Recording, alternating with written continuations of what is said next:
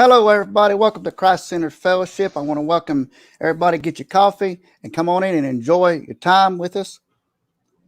I got a very special subject to speak to you about today, and I've been posting on YouTube a lot about this, and I got a special guest with me.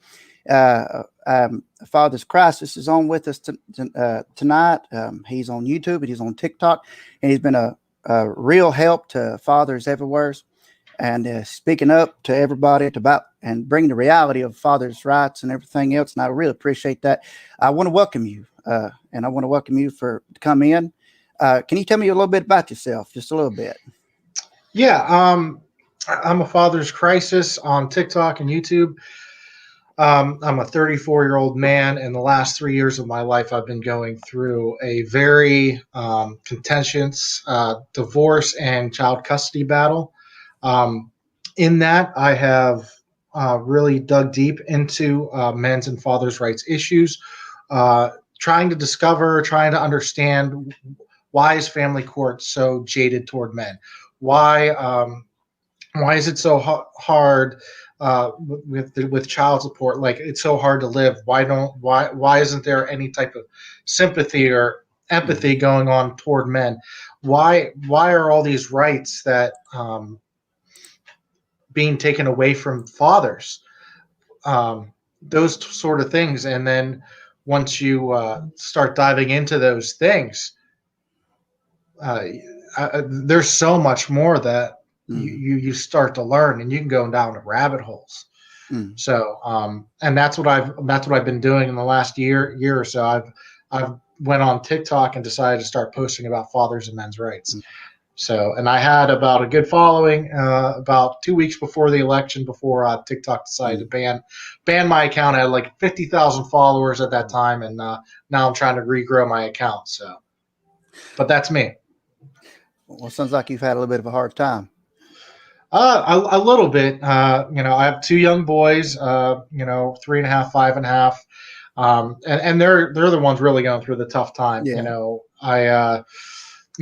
All I wanted first of all, I didn't want a divorce. Like, it's not something I wanted. And, like most divorces, 70 to 80% of them are initiated by the woman.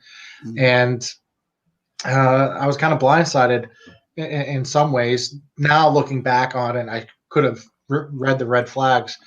But when we were separating, all I wanted was 50-50. I wanted to split costs for the kids 50-50. I wanted to see them 50-50 part of the time. And unfortunately, as a father, I have to fight for that. Yeah. Mothers have a right. Fathers have to fight, and that's an unfortunate thing in our society that is unfortunately true. Yes, sir. So. It is unfortunately true. And when I approached you, I've been following your TikTok for quite some time. For the first account you was on and the second account, and out of all honesty, I really like your TikTok. I really like what you've touched on. You've touched on a lot of subjects. And I believe one subject you might know a little bit about, I believe you have knowledge about, is what we're going to be discussing today, is what I've been discussing about for a little while on my channel. And I believe is very important. I'm going to try to do it here. Let me go right here too. I'm going to play a video real quick and kind of play it and kind of show people a little bit about what I've been posting on here. And I'll just let you go ahead and just let you have kind of the floor, and you kind of just speak up whatever you like to, I'll just give you the floor, So just let me play this real quick, and I'll see what happens. Okay. Cable. I got another what if.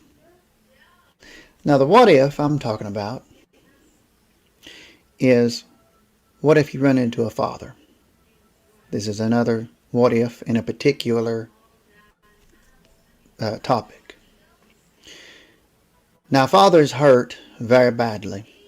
In fact, it's so bad that their children are their kryptonite. I'm a father myself, and my children are my kryptonite. If you take my children, You are ripping out my heart. And people say, well, fathers don't hurt as bad as mothers do. Oh, yes, we do. Yes, sir, we sure do. We may not have carried that child 9 months in our stomachs. And, God bless women. I do have high respect and regards towards women in that manner. But we hurt. You take our children away, it's as if you've taken our livelihood and our life away. Our heart and everything we have built in our life away from us. And in light of that, that is essentially committing suicide, basically. But what if there's a number of people? I was just reading a video I was just watching videos on TikTok and things of that nature. I've been studying on this a little bit. And do you know the reason why fathers commit suicide? Because they have been split from their family, from their home, maybe even to the point of their child was aborted and their heart's been ripped out, or DSS took their children away and gave it to maybe a grandparent or to the mother who lied and cheated. And that father's heart is aching to the point of death. Could you imagine such pain and sorrow and suffering? Could you imagine such hurt and just knowing in the back of your mind that's your kid, but nobody's letting you see that kid anymore? Nobody's giving you a fighting chance to raise that kid.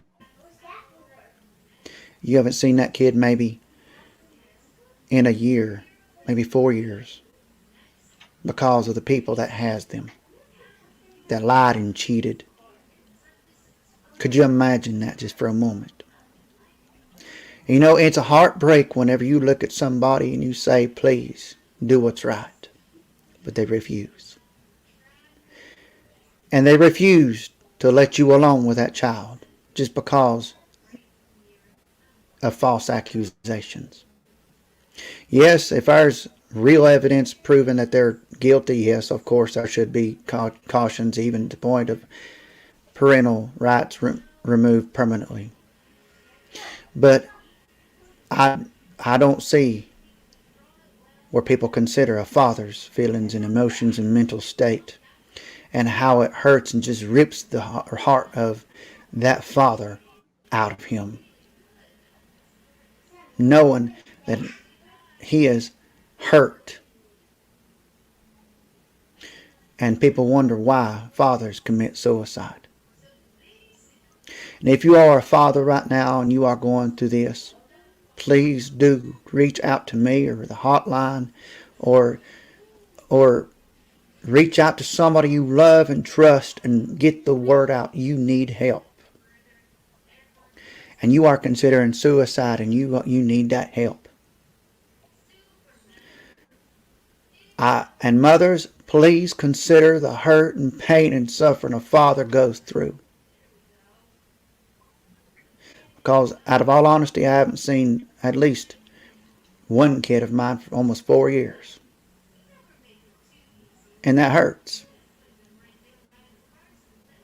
Another one about the same time frame, and another one for about... Well, my point being is, it's as if somebody just ripped my heart out. No, I'm not considering suicide, because my kids need me.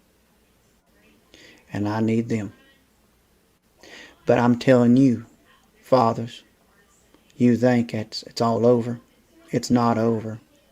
And mothers, you consider the father's feelings and father's mental state, and consider them. They are part of that child. Because suicide is real.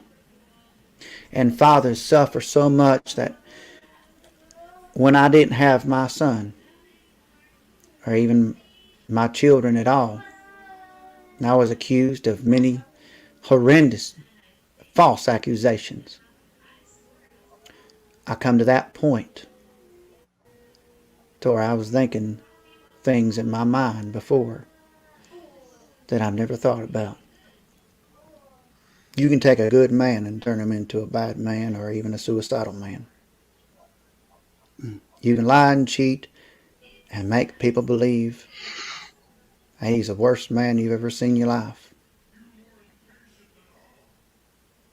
Consider what happens in a man's life when they become a father and how important we are so connected to that child.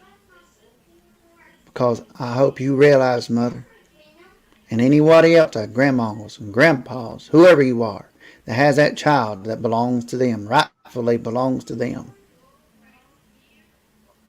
know that they are intertwined, connected to that child, regardless of how much you try to keep that child away. And eventually, they will reconnect, and they will learn the truth. And if that father commits a suicide, I hope you know that those thoughts were the worst thing he probably thought of. The fact that he probably was never going to see his kids ever again. There's people in the prisons right now. There's people in the jails right now thinking they're never going to see their kids again. You know, and rightfully so, if there's full evidence making them guilty. But the fact is, there is consequences, but don't lie and cheat and turn that man, that father, into what he never wanted to be. Turn that man and help him, encouraging him to be that great father that he deserves to be. And encourage him to not seek to take his own life, but encourage him to keep his own life, to save it for the sake of his children and himself. For the Lord loves us, and he wants us to live a fulfilled life. And fathers, I want you to know you are the most important part of your children's life. And I want you to know that you are the one that's going to raise that son or that daughter, that son to be the man he needs to be for that woman he's going to marry one day. And that daughter for her to be on the guard to find that man that's going to treat her right. Because you are that standard. So don't be absent. Choose life. Choose Jesus. And regardless of what anybody says, I know your heart may be aching right now, but you are important. And if you really truly need help right now, reach out to me or somebody you trust and love and hold dear in your heart. And reach out to this hotline if you need to. And if they put you on hold, you call on God. He won't put you on hold. He'll listen. And you just be quite as frank and as uncensored with him as you have to be. And just be honest with him and tell him all about it. And you tell that friend of yours who you trust and love and hold dear to your heart all about it. If you just need somebody to listen, reach out to him. Reach out to me. Because I felt that pain and suffering before. Where I had not one kid in my possession in my life. I was accused of everything. It was eventually dropped. It's no longer anywhere found in my record. I'm here to tell you, fathers, you're important regardless of what the world or other mamas say, or anybody else says at the matter. You are important, and you deserve to live and have that child. If you've done any heinous crimes, then you have consequences to pay. But if you've proven innocent, you deserve every second with that kid, even to the fact you can raise that child. And I will speak up for you and anybody else. All fathers, we need to speak up for these people, because fathers commit suicide every day because of this. So what I'm telling you today is, father, choose life for the sake of your kid. You stay alive and you continue fighting, and you never give up. Don't ever give up. Because if anybody needs you, your kids need you. God bless you. And as always, choose life, choose Jesus and his blood. Because when you choose life, you choose Jesus. When you choose Jesus, you choose his blood. There is hope at the end of the tunnel. You keep on fighting and don't let that devil discourage you. God bless you. And fathers, keep your head up. Go ahead. Go ahead. Yeah, for suicide for men, one of the biggest reasons, and a lot of sociologists out of the University of California are even coming out to this conclusion that when it comes to divorced men, um, that's the reason for suicide is Mm, financial issues after divorce and child access issues. mm, And as of right now, the suicide rate between men and women is 4 to 1. Men mm, commit suicide 4 times more than women do. Now, if you just account for divorced men versus women, it's 10 to 1. mm, So there's a huge increase of suicide rate between married men and divorced men, and there is no such increase between married women and divorced women. So, what is happening with divorced men specifically that's making their suicide more than double? mm, And that's why these sociologists and psychologists out of the University of California are coming out of and saying that it has to do with child access issues and financial ruin. mm, Because once you get into it, this type of separation or divorce. So if you're married and you get divorced, or even just a separation of non-married couples, but kids are involved, the lawyers are going to end up getting involved. Now, when the lawyers start getting involved, you're talking about tens of thousands of dollars almost upfront to mm, even take the case for them, uh, for them to really take the case, because you might file for child custody, but once you go through all the steps, depending on where it is, like if you're in like a big city, it mm, might be a 1 year before you actually go in front of a judge, because mm, before that you're going through multiple mediations. You're going through, then you're going to go to a pretrial conference. Then after a pretrial conference, if you get granted and that's after you go through like 2 or 3 mediators. And if mm, she's not being reasonable and refuses to give you any custody, well, you have to keep going, and you're paying your lawyer, an hourly wage mm, most of the time, all this stuff. You're like 10 grand in the hole mm, before you even start. And then when you add child support on top of this, what men don't realize is once you separate, she can file for child support almost mm, immediately. And that child support starts collecting the day she files. And you might not have mm, a child support hearing for 6 months. So if the child support hearing says, "Hey, you're going to have to pay $1,000 a month," well, you're $6,000 behind already, because mm, that started back 6 months ago when mm, she filed. So you're behind six now. You're behind 6 grand. Now you're paying a grand every month, and mm, you're paying your lawyer $10,000. And if you're and a lot of the time, you're paying her lawyer to do all this stuff to do that yeah. she's doing to you. So you're paying your lawyer $10,000. She got a really nice lawyer, so you're paying them $20,000. Mm, It's insane. And yeah. now you're $6,000 behind in child support, and you're paying $1,000 a month now. Where's your money coming from? If you're a guy making $80,000 a year gross, Yeah. you're living on nothing after you're paying Exactly. lawyers and child support, literally nothing. And so let's say, best case scenario, 6 months, you get a custody hearing. You go through the whole custody hearing. Because you're a dad, you have basically the nationwide stat is 80% of the time, majority custody is going to be defaulted to the mom. Yeah. You're going to get every other weekend, maybe every weekend, Mm, with your kids. That's about it. So 34% physical custody or less Yep. is your most likely outcome. Yep. And child support is completely based off of how much custody you have and how much you earn. And not just how much you own, but your potential earning capacity. So where a lot of fathers end up getting screwed when it comes to child support is the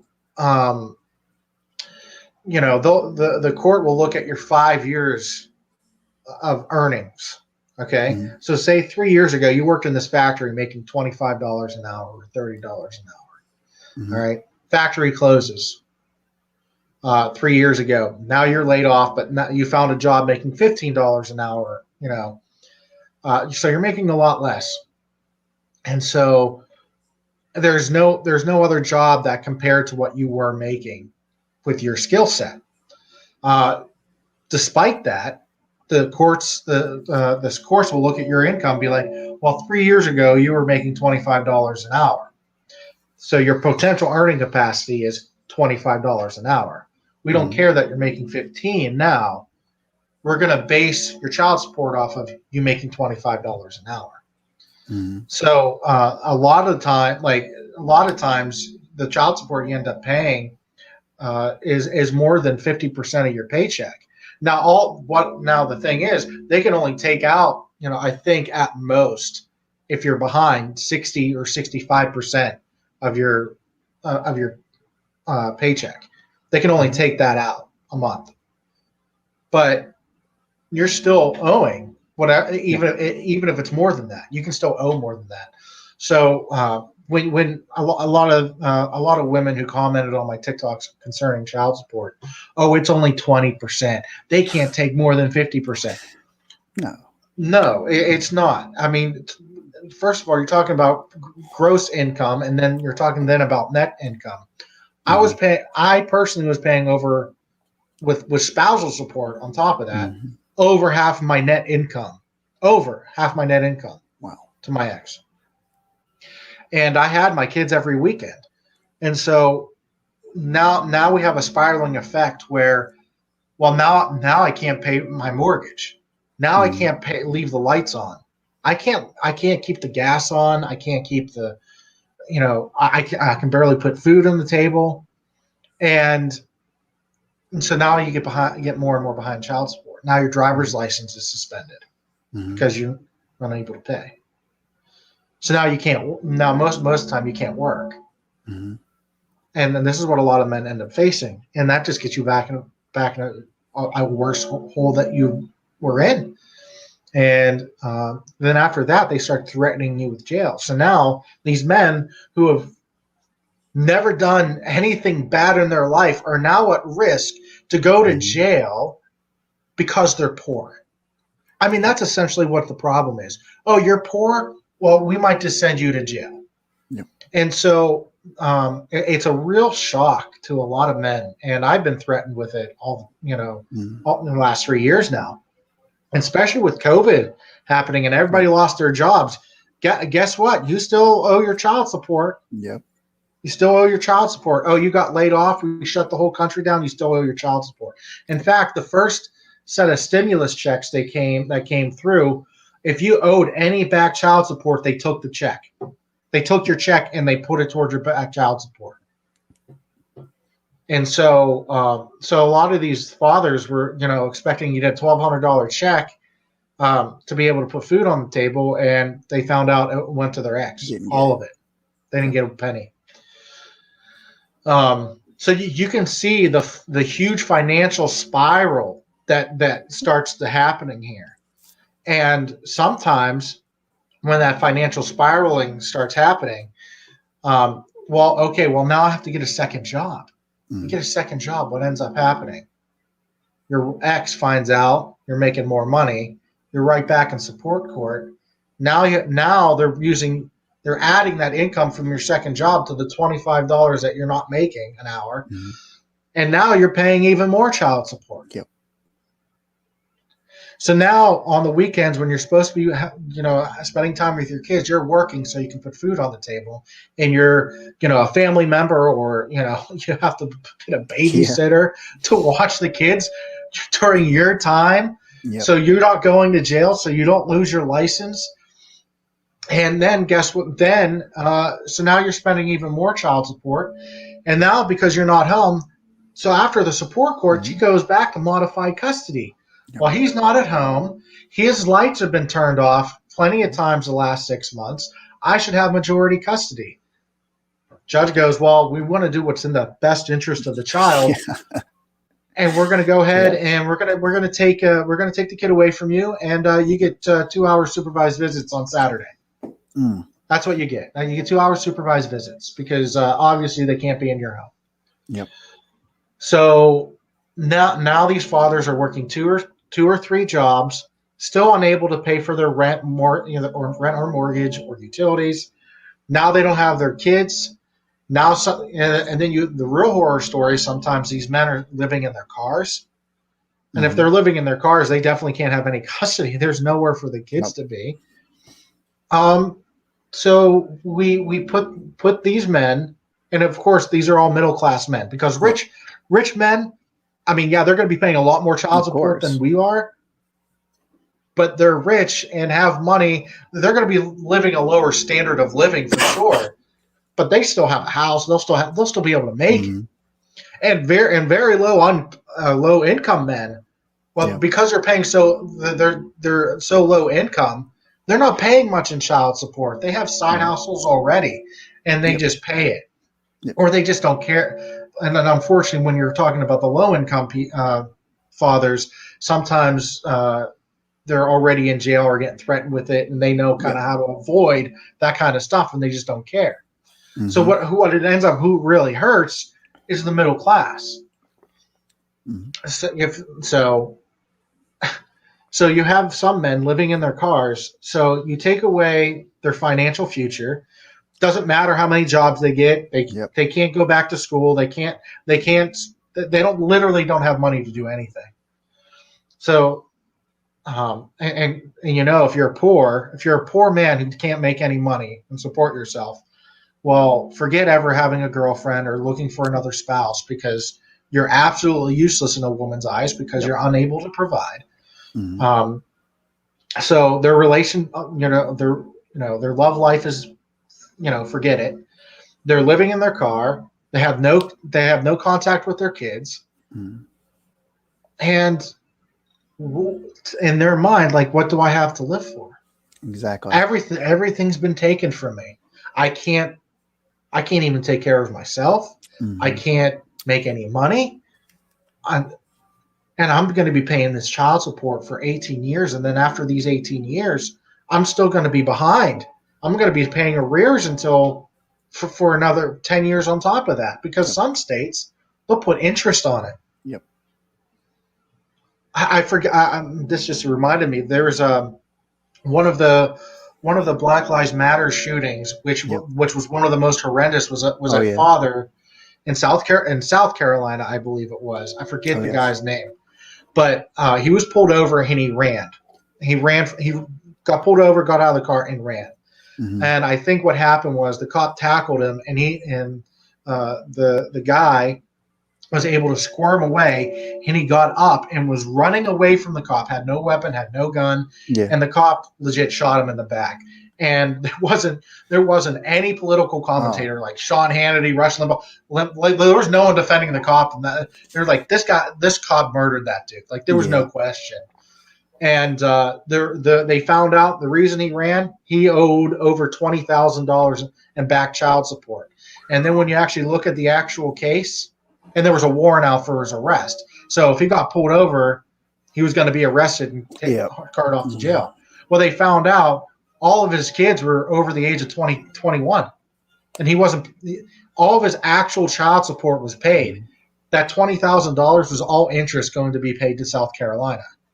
And in South Carolina, 1 out of 8 inmates in jail in South Carolina are in there for back child support. Yep. 1 out of 8. And so, with threats of jail, getting your license suspended, not be able to make any money, not be able to, take care of yourself, let alone your children, and then not even being able to see your children. Yep. you're kind of put in a position to where there's no way it can be fixed, because the government's really against you at that point. There's no way out. Your ex couldn't care less about what's going on with you. The women can really people want to say that women are like these, empathetic beings that are complete nurturers, and believe me, there are some women who are. Yeah. But women are just as sinful and depraved as men, just as. Their depravity and sin come on different forms than men's. Yeah. But they can be very callous. They legitimately don't care. And that's exactly what happens with, false accusations too. So you could have a man in this situation, and then she'll put false allegations on him, and he'll have criminal charges he'll have to be facing as well. So, they know they're going to be perpetually poor, probably for the rest of their life. Yep. And their kids are taken away. So there's a huge. You've taken away that guy's reason for living. Yep. He's unable to provide, and he's unable to take care of his children. Yep. And our society doesn't care. Our society does not care. Society loves the doggone men who literally abandon their families. The guys who want to leave and have nothing to do. We'll dog on them all day, and then we'll talk about how that type of father is terrible. We need to get fathers involved in their kids' lives until we actually want to. Then it's like, no, you got to pay child support. That's how you support a kid. You pay the mom money so you can, so she can raise them. That's not how it is. Yeah. And so there's so many psychological studies that show that 50-50 split custody is best for both. For both boys and girls. Yeah. That's actually other than being in an intact nuclear family. Yeah. That's the kids are going to grow up best in that situation. And the funny part is they found that both boys and girls actually do better living with dads alone than with mothers alone. Completely against the understanding that mothers are better caretakers than fathers. Yeah. And that's even when there's no income difference between mother and to mothers and fathers. Yeah. So when a father and a mother is making the same amount of money, but the kids live predominantly with the father, those kids are going to do better than those who predominantly live with the mother. Completely against what our society thinks is best. And that's not to say that women are bad mothers, or bad caretakers. But I'm just showing you what the statistics are. Yeah. And Dr. Warren Farrell, who's, has compiled, I have a book right here. It's called The Boy Crisis. I don't know if this is showing up the right way. Oh, it's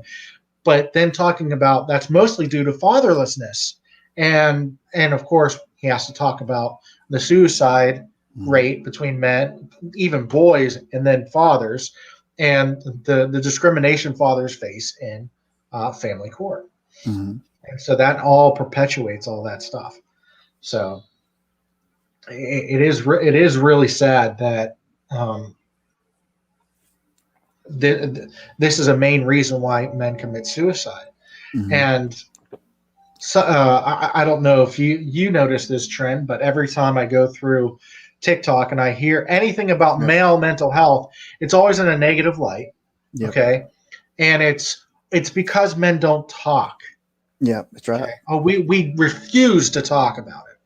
So there's a couple things there.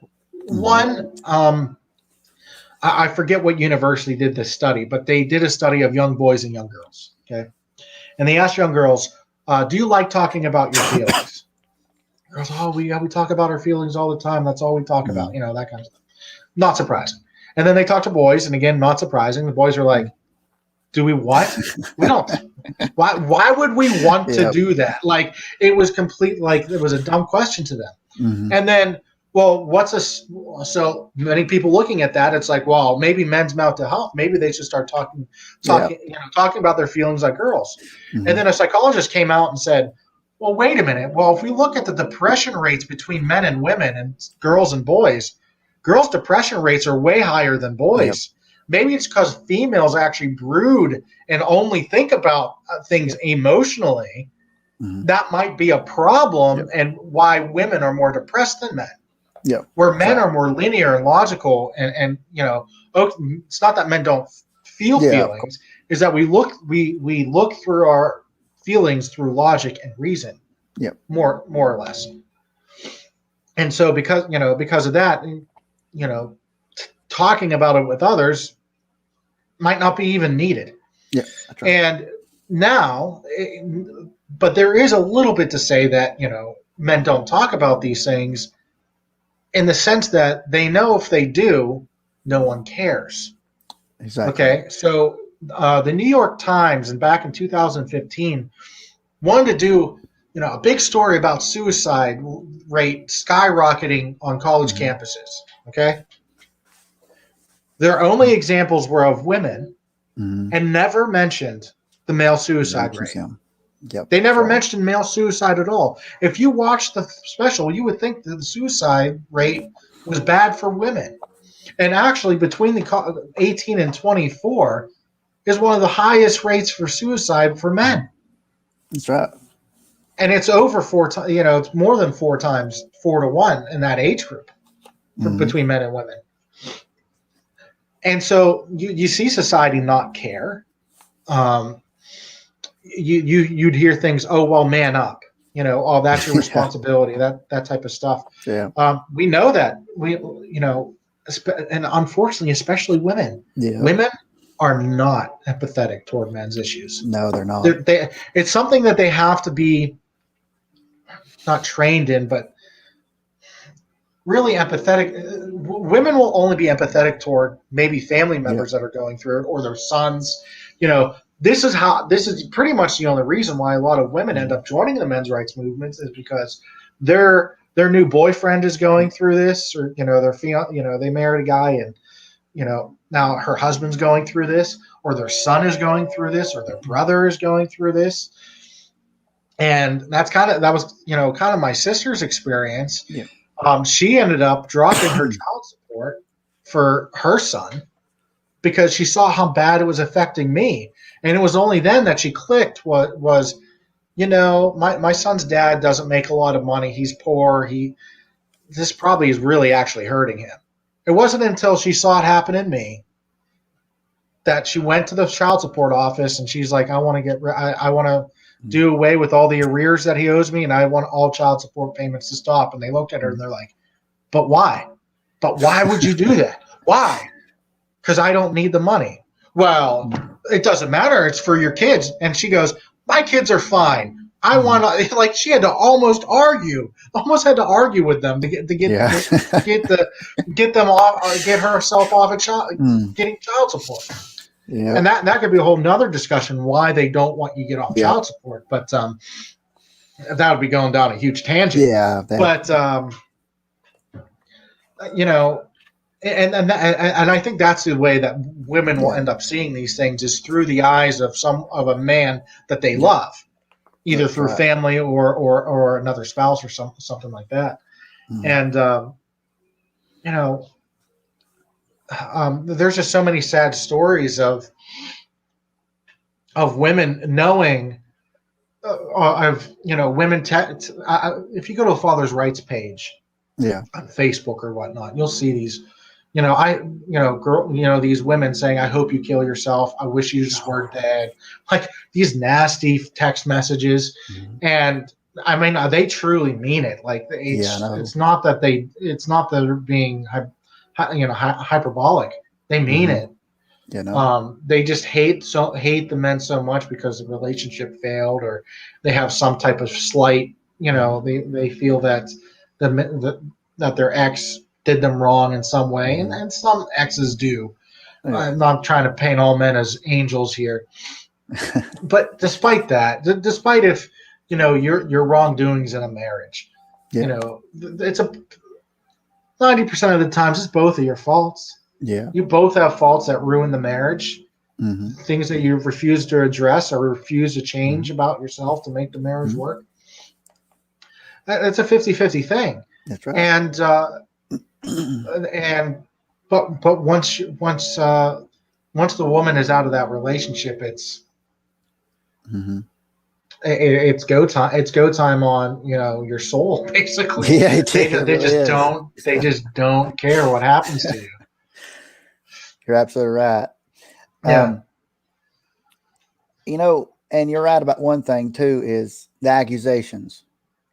After Yeah. the whole breakup, after the whole marriage, I've already experienced that already, and I believe uh, I've already experienced that. Before I've been falsely accused of horrendous crimes, and Yeah. I namely don't want to mention them because it's done in past. But I will tell you, I've been accused for one reason. The fact is, my ex-wife now, at the time, was my wife. She went out and got an order, and she swears that she didn't know what was written on the paper. But I both know she knew what she was swearing to before the magistrate, and she basically left. I was going out to help my. See, I have a certain situation. I have my middle son, which was born out of wedlock, so I kind of one of those situations. It's a long story, but I'm not perfect. I will tell you that. Sure. And I'm not perfect by any reason. I shouldn't have done what I did, but it's not the kid's fault. But well, I had to go help out at the time because I didn't have my middle son at the time. Well, I left, and my now ex-wife was living with me, and I took her back for the third or fourth time. I don't know. And she up and just gone. Mm-hmm. Took off with both kids because we just had a kid at the time. My daughter, Yeah. Yeah. and gone. Just Yep. packed up all stuff, gone. And the next day or next week or two, I got served a paper saying, "Hey, you're accused of this and this and this and this and such and this and this." And I think, I was looking at it, it's like, I did no such thing. Yeah. I did no such thing as this. She eventually dropped it, but still at the same time, it was horrendous crimes I was being accused of. Yeah. Accusations. And after that, DSS basically got involved because she got in trouble for endangerment in the shelter that she was staying in with my two kids. And well, basically went to my mother's house after that. And I couldn't see the kids because, well, guess what? I was accused. Right. So Yeah. I couldn't be alone with my kids now. So, Right. and you know how bad that hurt? The fact is, I do. I believe me, I do know how bad that hurt. Yeah. and I agree with you. You know exactly. And I wish anybody that's viewing this or replays this, I hope they realize how much that hurt. Just it felt like that she just ripped my heart out and just stomped on it. Yeah. And it hurt. And her and I was married for almost 7 years minus 2 days. And I was 8 years. yeah, see what I mean? 8 years. So It doesn't matter. It doesn't matter either way. These they can be very heartless when they feel jaded. And I'm not trying to bash all women. I'm not trying to say that. No. I had my faults in the marriage. I agree with you. I am not a perfect man. I had my faults. In fact, some of them were open sins that I should not have committed, and I was forgiven of it. She forgave me of it. We reconciled and we looked at this, but we continually, you know the drill. It's a downward spiral. Right. But anyways, as soon as I got served, because I just went straight to the courthouse and just got served because I just knew they was going to hunt me down anyways. Right. So, well, after a while, it got to the point to where my oldest son cried and screaming for me every single time I went to visit. And I've had him since he was 2 months old. And when he was 2 months old, I got him under ex parte order. And now I can share the story with you because my custody case is over. And I hope that one day that I like to hear other stories of other custody cases that's over too, that I would love to hear those, because people need to be aware that whenever I looked in the mirror every morning without my kids, it felt as if I wasn't even there anymore. It felt as if I wasn't complete no more. I wasn't thinking of suicide, but thoughts crossed my mind of things that I did a long time ago that it felt like the devil was just telling me, why don't you just go back to drinking? Why don't you just go back to this? Why don't you just go on back to it? Yeah. And I continually, and I eventually did go back to drinking because that's how bad it got. I got so depressed to that point. And here's how amazing it is and ironic it is. My daddy, he's a former drunk. Okay. Former, keyword, former. He don't drink no more.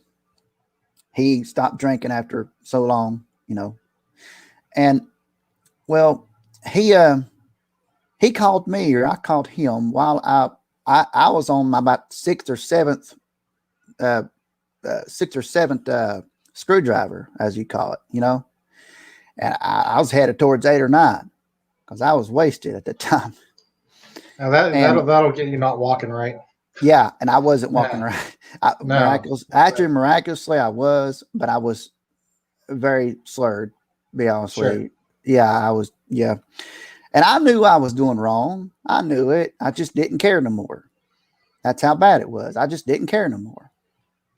Right. And I'm sharing this story because I want somebody that's hearing this or replays this or hears it or is viewing and I want everybody to know this. And I want you to share yours as well, because if you're able to, of course, if you're not, I understand, but I got to that point to where my own daddy got on the phone with me and said, son, you need to sober up.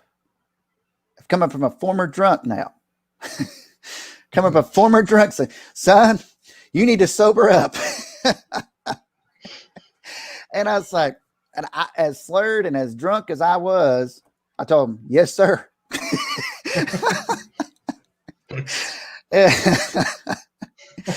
And I respect my dad. I love him. I do. And and as even at that state, I respected him so much to say, yes, sir. Yeah, exactly. And I actually put the glass down and I went to bed. But I woke up. My dad would ask for a second. Huh? My dad would ask for a beer. Bring me home a beer. Oh, Lord. Yeah, I know. I thought about it after I laid down. So maybe I ought to get that glass up one more time. But I didn't do it because I thought about my kids thereafter. I started thinking, it's like, well, what would my kids think if they saw me drunk like this? Yeah. I couldn't even get up after so long. I was like, I laid down. I couldn't get up anymore. I was like, I was out after so long. Sure. Yeah. I was out after about 6 or 7, maybe 8, almost 7, maybe 8. I don't know. 8 screwdrivers, I guess. I was out, I was just wasted to the point of I passed out. I still remember that phone call with my dad, though, to this day. No matter how drunk I was, I still remember that call. Yeah. And I really appreciate that call that I had with my dad. And I believe that as all the things that my dad ever did in the past, I believe God was using him to change me and to change my mind. If it wasn't for that phone call, I would have kept on drinking. I would have. In an instant, I would have kept on going. Because I opened up to him and I said, Dad, here's what's been going on. I wasn't speaking as clear as I am now, but I was trying to, I told him. He understood me because apparently he understood. He understands drunk. Yeah. He knows. He knows. Yeah, he knew. But I don't drink no more. I hadn't drunk in years. So, Mhm. I've been sober for a very long time. I had to put it down. But like I said in that video, you can turn a good man bad. You can turn Yeah, you can turn him into a suicidal man. right. You really can. Or murder, Or a murderer. unfortunately. Yes, sir. That's right. You know, and there are stories like this where, men get so screwed over, and Mhm. they're they're rightfully angry. Yeah. Let me put it righteously, even Righteously angry. named. Yeah. Righteously. Because people want to say anger is a bad emotion. It's like, Yeah. no, not all the time. No. Emotion. Every emotion has its, can be good or be Mhm. bad. But these men are righteously angry. Yep. They're unable to take care of themselves because of everything that's happened to them. False allegations. Wrongful divorce. All this stuff. Mhm. Kids get taken away from them, and it's like, you literally have taken everything from my Yep. life, and now I'm not going to be able to see my kids. Mhm. Well, and then their thought process is, well, neither are you. Mhm. You know, Yep. and that's no good either. Yep. You know, but and then you have the. I know you probably saw the story of, um, what's his name now? I forgot. Um, I think I know what you're talking about. yeah, he is from out in Idaho, Yeah. I where think. he was fighting for the last 3 years, a custody battle, was Mhm. accused of sexual assault, Yeah. Yeah. which is like one of the worst things you can be accused Yeah. of. And psychologists did all their investigating of the kids, of Mhm. him. Cops did all their investigating. Nothing was ever found. Yep. It was all a ruse. Yep. And so after 3 years, he finally gets an overnight with his kids, Yep. and he's supposed to pick them up in this parking lot on Friday. I was earlier this month. He gets there. Out comes his father-in-law, Yep. or his ex-father-in-law, who then proceeds to empty a whole magazine into his chest. Mm. I saw that video. Yeah. I saw Yeah. that. Yeah. Um, all because of a vindictive Mm. ex-wife, who Yep. who unfortunately, and I truly believe that the father-in-law probably believed his daughter Yep. that all this stuff was happening, Yep. and if you read the story, the father-in-law, Yep. he didn't try to run away. He stayed there No. until the cops got there, gave him a full confession. He was Mhm. almost proud of what he did, because to him he Mhm. was protecting his grandchildren from a Yep. predator. But in reality, he was duped Yep. by his own daughter Yep. into thinking this. And I know she knew. Like, there's Yep. no way she didn't know this was going to happen. And now, because of her vindictiveness, her father is now going to spend the rest of his life in jail. Yep. And the kids, her kids, don't have a father. Exactly. And you know, that's what gets me is the women. Like I said, not all women are this way now, but the majority of those that I know of, like my ex-wife, and actually my ex-girlfriend is that way as well. I know they talk bad of me, and they probably and your ex probably talks bad of you. You know, I'm sure of it, but it's bad when they know the system and we are pushed to that limit to where our mental state is at risk Mm-hmm. to the point to where we're being accused. And actually, I will go ahead and tell you that was one of my accusations. Apparently I'll just go ahead and tell you out in the open. Okay. I was accused of sexual crime, of a Right. sexual accusation, which in turn, she actually ended up dropping it before the court. So, Sure. Yeah. and, you know, of inappropriate things. I will put it lightly since this is actually a family friendly Right. broadcast.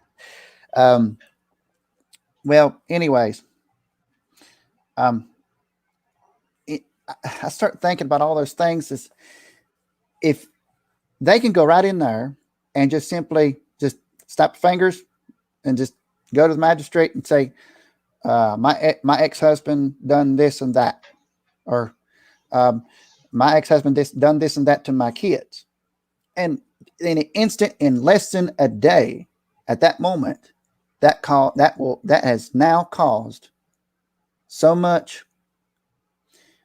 I know there's a better word than division. I'll say chaos. Okay, chaos. Okay, chaos is a better word. Perfect word, actually. Chaos in that man's life, in those children's life, and they use the children as pawns, knowing good and well what they're doing. Yeah. And the judge actually grants it. That's what gets me, because it happened to me. It's probably happened to you. It's probably happened to every man that has 80% of men. 80% of men. I actually looked it up, and it is true. Yes, yes. 80%. It happens to 80% of men here. And you know what the worst part is? It's not that these women are just doing it. It's like a lot of times these women are being encouraged to do it. Yep. By you go into some of these like we have some of these fathers' rights groups. They have women who infiltrate these mothers groups, and they'll find posts of these young women asking about, I want to divorce my husband. How do I get the most alimony? And how do I make sure I get the kids? And almost every time there's a woman, an older woman, saying, just say he hits you, get a protective order, he's done. Yep. And they're not wrong. No. And then you have, there's a woman I follow on TikTok who's comments on a lot of my stuff. Yeah. She actually admitted that the first lawyer that she was going to hire suggested that she lie and get a PFA, even though her ex never touched her. She's like, my ex never touched her. He goes, don't worry about it. You get this, you win. Yeah. And she fired him, luckily, because she was an honest person. Yeah. She didn't want to win that way, or she wasn't trying to get full custody. She just wanted a lawyer for her divorce. Yeah. And so these women are coming out of these honorable women are coming out of this out of the woodwork, saying, my lawyer told me to do this, like legit, and I fired him. And there's a lot of women who are. So how many women are being told that by their lawyer? I know, and actually doing it. And would never admit that their lawyer suggested doing something so terrible. Oh, we've also got to point out too, as well, that it's not just the lawyers; it's also the shelters, as well. Because I can personally tell you by experience that the domestic violence shelters, the domestic violence shelters, because they actually told my ex-wife to actually swear to it and sign it. Yeah. Do you know what organization is always against 50-50 shared custody? I'm sorry, sir. I cannot remember. Domestic violence shelters. No, I didn't know that. I did not know that. And probably like they're always in Pennsylvania. They just had one in South Dakota. A hearing about doing a 50-50 shared custody bill. There's two organizations, and it's always the same two. It's the Bar Association, because those are lawyers. Those are the corrupt lawyers who love the system because they benefit financially. Oh yes, so much about it. And then it's always domestic violence shelters or like some type of feminist organization that deals with domestic violence. Yes. It's always those two groups. Yep. And they're like, oh, we don't, false accusations of the DV never happened. It's like, well, they always have to claim that during their opposition to a 50-50 custody bill. And they're basically saying that we need to leave it up to the judges so abusive men don't lord over 50-50 custody over their wives. And it's like, wait a minute. Isn't that what women have been doing to men for like the last 60 years, lording over the majority custody over men and using it as that's unfortunately what women have been doing. And they kept bringing up these examples of these women who were being abused by their husbands or whatnot, and so scared of their husbands that they were just giving up custody. Yep. And it's like, wait a minute, wouldn't the 50-50 law actually benefit women in that position? Yeah, that would actually benefit them. Yeah, it but would. you know, they know what's going on. They don't Mhm. care, and Well, that's an unfortunate thing. it is unfortunate because I did happen to run into one occasion when I was in court at one point in time. There was a woman, there was a female judge, a woman. She actually stopped the lawyers and DSS and everybody like right off track. Just stopped right off the rails right there. Just stopped them. As it looked at him, it's like, wait a second. Is Mr. Cable here? He has not got to see his kids, and he's not got his oldest son, not even got to see his oldest son. And that instant, that day, I got unlimited access to my oldest son. I got to take him home that day. So that was after I sobered up. Yeah. So thank God I did. And, you know, and I got to say this, it was 3 years prior to that. You're probably going to think, I don't, and from the conversation I had with you, I believe from the previous conversation before I went live, we went live, you are apparently a firm believer in God. Yes. Yeah. And I believe you'll agree with me on this. 3 years prior to that, God made me a promise, and you know, and I'd be very, very. I'm gonna be very. Use this word again. Very patient. And God promised I'd had full custody of my oldest son. It was 3 years prior to 2017. And well, and at the time it was like, as you tell, I had majority of like custodial, basically, you know. Right. Well, we kept on going back and forth. The instant that judge said, "Hey, what? I'm going to give you unlimited access to my my oldest son," so I got to take him home. Now on 2017, I've had him for 4 years now.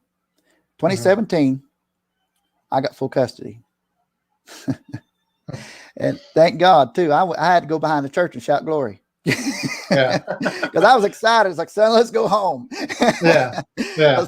for good. Let's just go home. Yeah. You know, I was happy, you know, Right. and because it was all over on that point, because there was no way anybody could interfere ever again with that. Mhm. You know, that So yeah, and so I've heard this story too. I don't know if you follow Mark Ludwig at all. I don't really recognize his name. Okay, so Mark Ludwig, he's Americans for Equal Shared Parenting. Yeah. So I suggest you and anybody watching this to go follow him on Facebook, Instagram, wherever he is. His name is Mark Ludwig. He's the leader. He runs. Let me put it that way. He runs Americans for Equal Shared Parenting, and he's a guy he's one of us who's got screwed over years ago with the family court, false accusations and all that stuff too, dealing with that. And now all he does is he's a lobbyist, but not a good one for us because he's lobbying for 50-50 custody. In different states. So he's from Missouri, but he was in PA back in 2019. He was in PA when our Judiciary Committee was discussing that bill. He was in he wasn't in South Dakota because of coronavirus, but they had everything online, which is nice for him because now he doesn't have to spend the money to travel to these places. But he was able to testify, and even Dr. Warren Farrell testified for these bills. Unfortunately, South Dakota, they didn't even push it out of the Judiciary Committee. They just put it on the back shelf, which is this is crazy. So he actually advocates for all these things, and he's also a believer. He lost his church family over this, and some men who are faithful. And I don't want to get into huge details about it, but I pretty much lost my church family because of all this. So, if it's, spiritual, your spiritual health, is important to you already, and you lose that, add that to, losing That's your another one. financial stability, your kids, Mhm. your church family. And Yeah. then, if I didn't, like, my immediate family has been Mhm. very supportive, Yeah. overly supportive. Oh, yeah. I feel like I'm overly dependent on them right now. And it's Mhm. just because of my financial situation. Yeah. And, but if it wasn't for them, like, Mhm. suicide probably would be on the forefront of my mind Yeah. if it wasn't for them. And I'm glad you don't think about that point because your family, your immediate family is very important at Yeah. this point because I had my immediate family backing me up at the time. Now, I will tell you some of them had agenda behind it, but some didn't. They were actually sincere about it. Like, say, for example, whenever I got Samuel, well, I'll just go ahead and tell you his name. Samuel is his name. Because it kind of popped out anyways.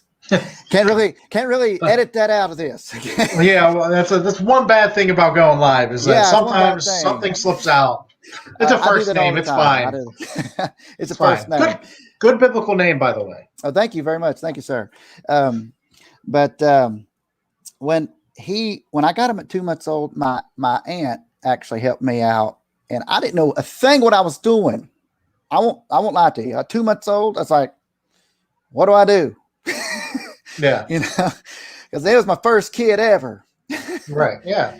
But after looking at it, I started thinking, I started getting support from the church more so. And, and I'm so sorry you lost that support from the church. That's not the way it's supposed to work. No. The church is supposed to support you nonetheless. Yeah. And if I was ever a pastor of a church, I wouldn't do that. Regardless of what you was charged with, regardless of what the past was, I would take into account both stories.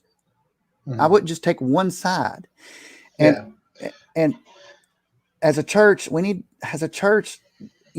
the stability that's what kept me going. Yeah. Of having the backup of the church. In fact, they signed a petition for me to get full custody. Yeah. That's what they did because they Yeah, saw. I had the opposite with my church, and Yeah. and the church that I go to is supposed to be fairly conservative. Yeah. Male led. No women preachers, no women Yeah. elders, all that stuff. We're supposed to. The men are the leaders of the household. Oh, you're getting a divorce. Well, maybe she should take the kids. It's like, Yeah. wait a Apparently, minute. they need to Like, research first of this, all, don't they? But get back into this a little bit. yeah, and it's like, I mean, she lost her church family too. Yeah. Don't get me wrong, because Yeah, I know. the church. I really don't want to get into it, but now again, it slipped out. So now we're here. Now we're here. So we both were basically like, Yeah.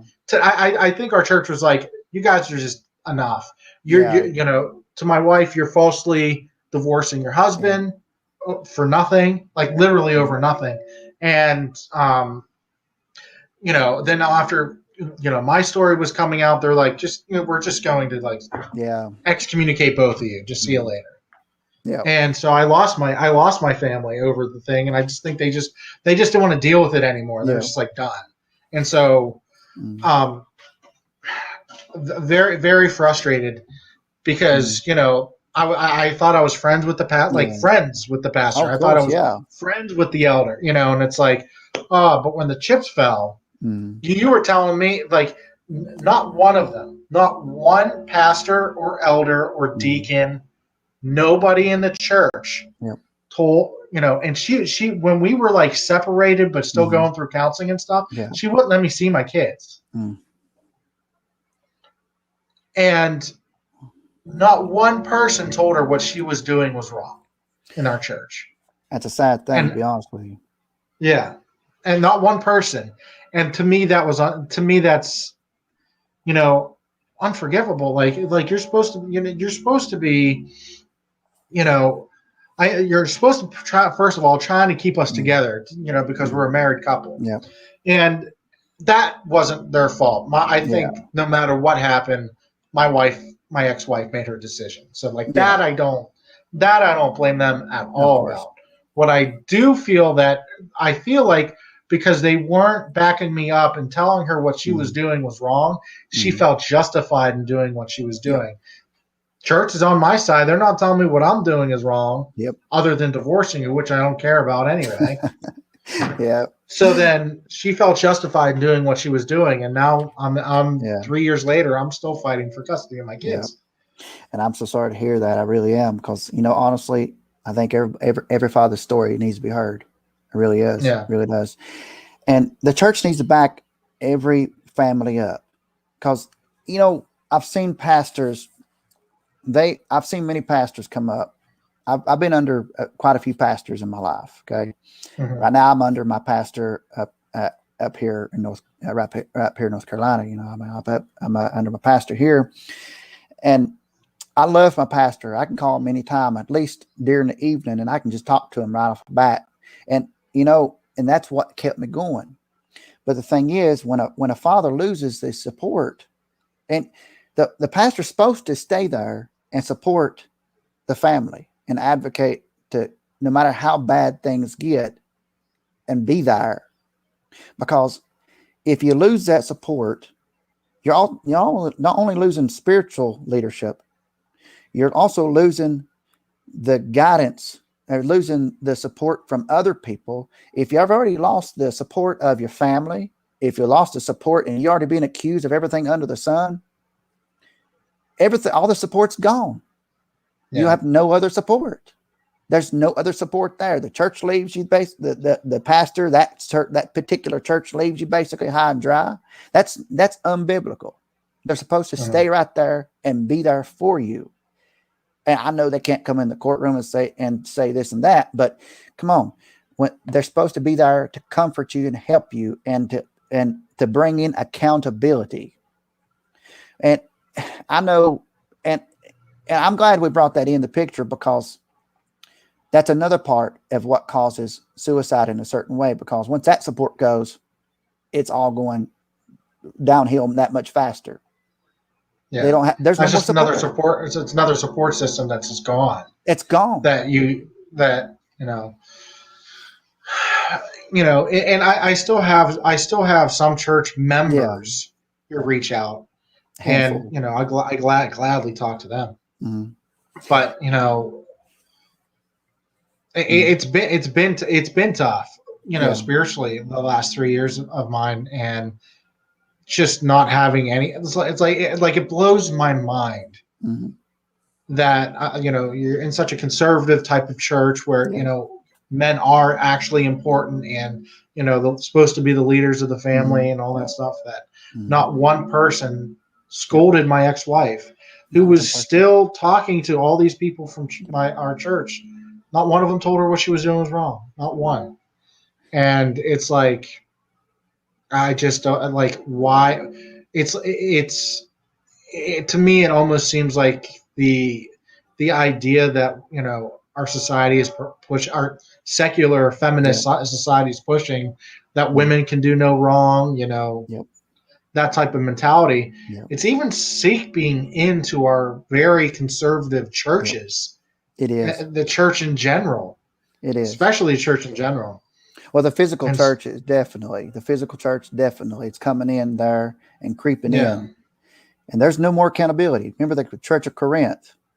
They were allowing sin in. Even the Gentiles condemned. They didn't allow it. The Gentiles said, no, we can't have that. But the Church of Corinth still allowed it in.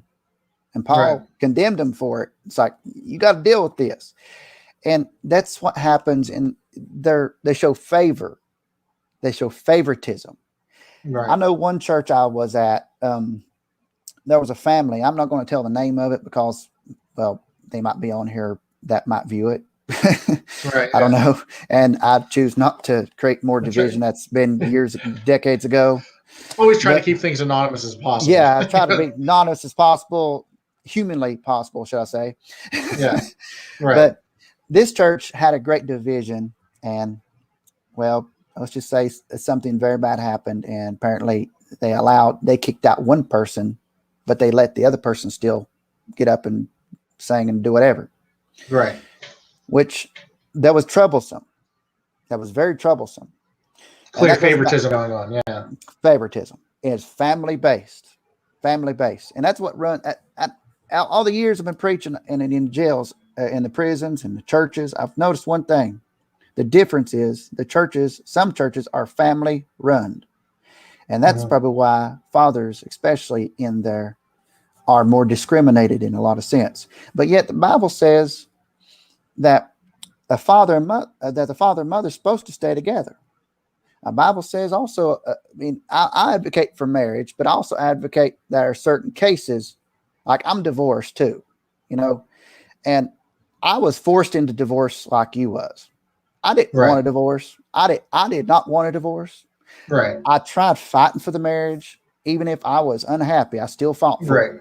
The church should declare that you were abandoned and rightfully can remarry. Exactly right.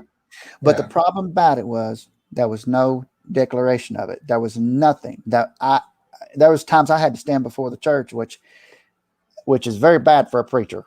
You think that's for a normal person, but for a preacher, it's terrible. And out of all honesty, I think anybody should have to stand before a church, but if it's open sin, man or woman, but it seems like as fathers, we don't get a lot of. I had a lot of support from the church. I have a lot of support from the church I go to now, and it's a real blessing to know they're there for me. Mm-hmm. But there were times I didn't have that, and I know you don't have that. But I pray that you do get that support from the church that you do go to. And I'm a firm believer if that's a real pastor, he'll actually stand up and say, I'm here for you, and we're going to be here for you, But if that support crashes, once again, suicide is on the horizon because of that reason. And that just clashes right along with the government, with child support, with alienation, with just being at home and laying in your bed. And let me say this right here. With all that being said, I would lay in my bed every night, every morning. I wouldn't even get up out in the morning because I knew I didn't have no reason to do it. Yeah. Because I had no kid to watch. I had no kid to take care of. I wasn't happy to get up. Do you think I was willing? Think I was happy just to get that alcohol out? No, I didn't want that. If you just don't pick up liquor and say, I'm happy, I'm gonna go drink. You just don't do that. There's times you just you're depressed. Something's wrong. Or otherwise you're addicted to alcohol. I don't know. But the fact is, I didn't just say one day, I'm happy, I'm going to go drink. No, I just lost my kids. I lost my livelihood. I didn't have a lot of support from hardly anyone except from my family and maybe the church, but I couldn't reach the church all the time. But I had support from my family, which I couldn't reach all the time. So in other words, at night, it was like a dead silence, the most crucial time that's where the devil attacked me a whole lot more. Have you ever been through that where you just... What I would do is I would stay up so late. I would stay up until 5 o'clock in the morning, 6 o'clock in the morning. So when I did go to bed, I passed out almost immediately to the point where there was no silence. Yeah. And it's like when you wake up and it's like, oh, I'm alive. I got to get up out of bed now. And And then you were talking about not having your kids in the house. We all know what that the closed bedroom door's for. It's never open because you can't even look in an empty bedroom without, almost like having an anxiety attack or extreme sadness come over you that your kids aren't even in the house anymore. And I had that. I did that. It's like, I live in a tiny house. Mm-hmm. The upstairs literally only consists of 2 bedrooms and a bathroom. Mm-hmm. And their bedroom doors were always closed. Mm-hmm. Because I couldn't bear looking into 2 empty cribs. Exactly. And even now, even though now, like right now, I'm getting them every weekend. I have another court case coming up in a couple of months, but now, even now, when I get them every weekend, it's still tough to even see an empty bedroom, Yeah. even though I know Exactly. I'm getting them in the weekend. Yeah. It's been tough. Yes, sir. You're right. It is tough because when you look in there, it's like, how am I supposed to explain this? It's like you can hear your kid's voice inside your head as if you're just like so connected to them. You know they miss you, and you Yeah. know you can hear their voice as if you can hear them crying in the next bedroom. Yeah. You're wondering what they're doing right now. Exactly. You're wondering Yeah. exactly what they're doing. And no one like the audience, like your audience or whoever's watching this, unless you've been through it, you literally don't even know. Exactly. And I will never know what it's like to lose a child to death. Exactly. At least right now. Obviously, God forbid anything happen to Yeah, my God kids. But forbid. God forbid. I never lost a kid to death. Exactly. And there are plenty of fathers who I have talked to who are Mhm. on these fathers' rights pages who have been alienated from their kids, Mhm. but also had a child die on them. And Yeah. they will all. I have not had one detractor. They all said the same thing. Losing a kid to parental alienation was far worse than losing a kid to death. Amen. Exactly. And so, for anybody in your audience who has lost a child, from a men's experience who lost both a child to death and lost a child to parental alienation, what the family courts put men through and the alienation that some women put us through, it's worse. Yeah.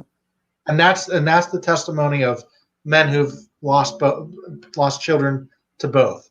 Mm-hmm. And so, and then you have men who fought in Afghanistan and were shot at and were almost killed overseas, and they come home, their families are wrecked. He comes to home to divorce papers, and they almost uniformly say that the family courts gave them PTSD, not getting shot at. That was the worst battle that they ever had to fight through. That was when they wanted to lose it the most, was going through family court. And it's like, why are war zones better to be at than family court in one of the most free countries in the world? Exactly. And you're right. You're absolutely right, because there's veterans that will be willing to go through a minefield and willing to die for the country, and rather go through a minefield than to have to go through court. Because there's been there's been stories of fathers who's to the point probably lied on and turned against, that the courts probably looked at them and sometimes basically even ripped their rights away because of the fact that they just self-produced, should I say, evidence, should I say, self-produced. In some cases, self-produced it. Now, I do understand that if there's actually legitimate evidence of things for moms and dads both, I mean, there should be, they should be verified if it's true, if it's true and faithful evidence. But the thing is, you better make sure that evidence is true and faithful before, that they better make sure that's, legitimate evidence, before they just rip a child out of a father's hands for forever.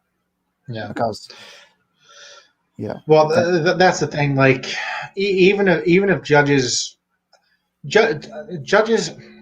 I'm very cynical. I'm very cynical, because we know how depraved people can be. Yeah. And we know,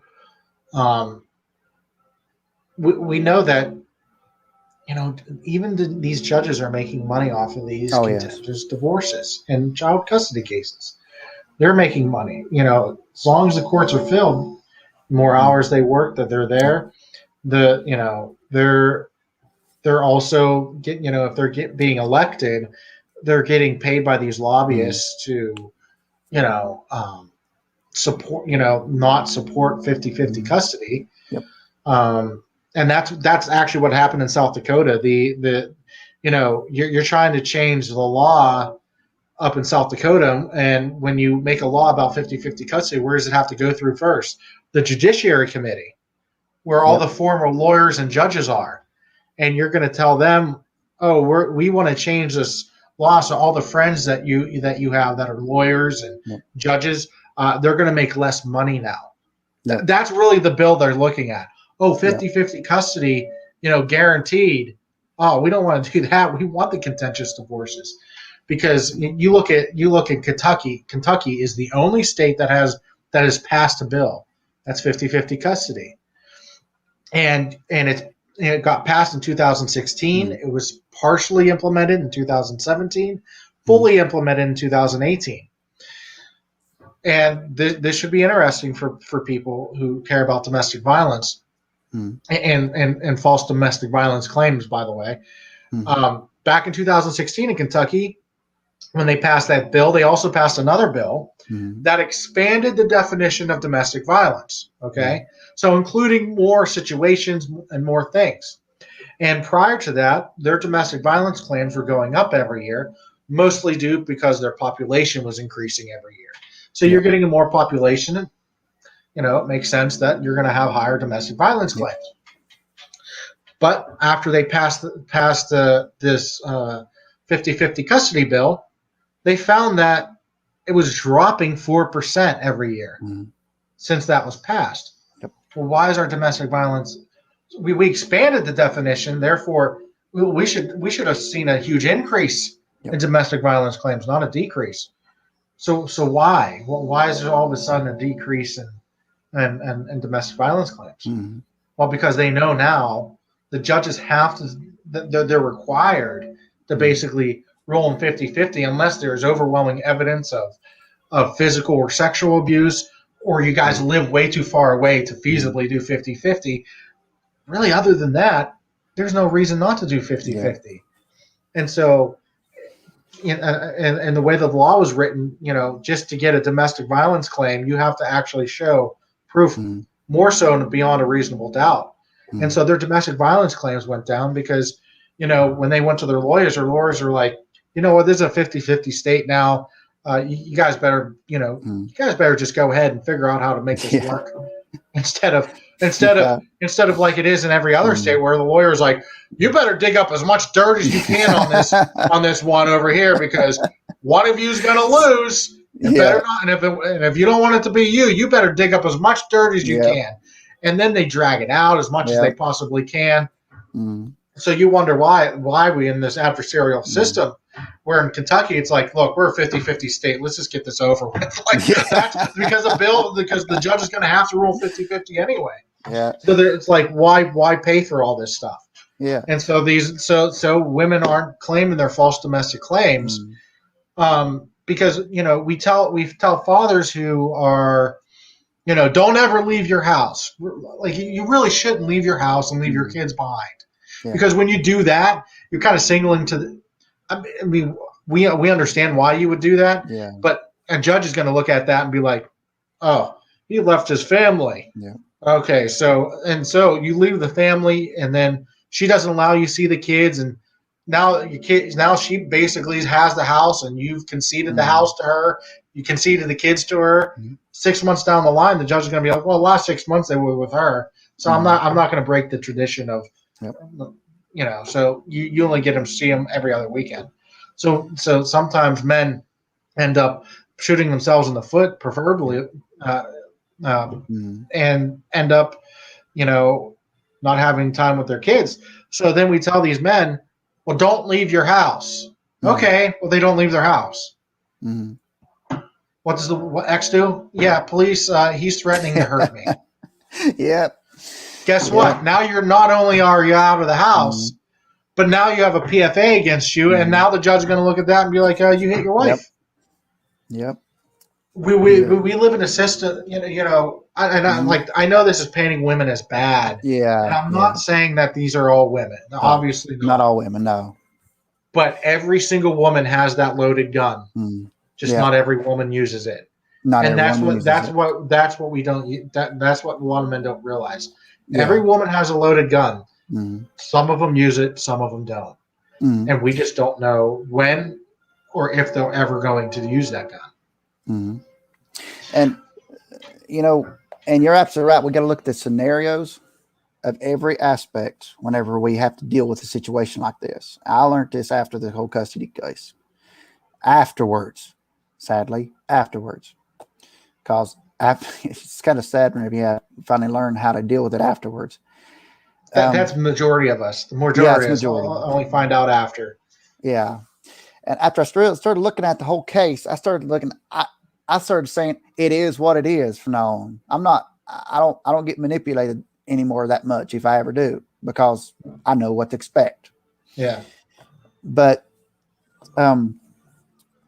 you got to look at the scenario and look at how things are going. And you're right, women do have that loaded gun. But I've met some really good women down in the past, that really are caring and sympathetic. And you have too. I know you have. Yeah. There's been quite a few of those before. And that one that spoke the truth on TikTok, I believe what was. Just been honest. So yeah, there was one older woman I actually talked to, my neighbor actually.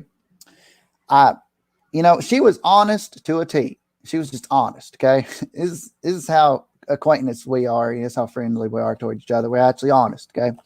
Yeah. And she said, we talk and everything. I talked to her and she said, now you men, it's like, well, you men can be cruel. It's like, well, you women can be real mean at times, whenever you want to be. It's like, well, you're right. We can be. And I'll say, it's like, well, I'm glad we can be honest. Yeah.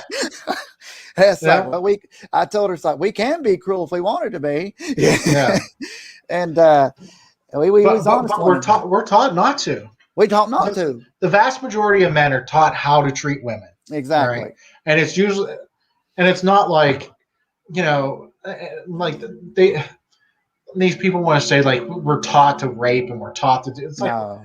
What man is taught to? No, we know. No. We know we were never taught to do this to women. No, we're not taught to. It's a depraved mind that does that. Exactly. We know, and a depraved mind knows it's wrong, and they do it anyway. Mm-hmm. But we're taught, don't ever hit a woman. Even if she's hitting you, don't hit a woman. Okay, don't ever hit a woman. Okay, we're never going to do that. Yeah. And so we're taught how to treat women, but women are never taught how to treat men. No, not anymore. Not anymore. Back then, they're taught the woman the future is female. Mm. They're taught that men bad. Mm-hmm. Men are bad. Every man is a potential rapist and violent abuser. Yep. Be watchful of them. Yep. So now these women are, these young girls, especially women under the age of 30, are almost intolerable because you scroll on TikTok and you hear all these younger girls saying, "I cannot believe I'm attracted to men," and then you go through their TikTok and you're like, why are there no good men left? I can't find a date. Well, maybe because you hate them, because you hate men. And like men aren't stupid. As much as you want to say men are stupid, we know that when you start talking about how all men are X, Y, and Z, we don't like that. No, because you wouldn't like a guy like all women cheat, all women do this. No. You wouldn't date a guy like that, but you.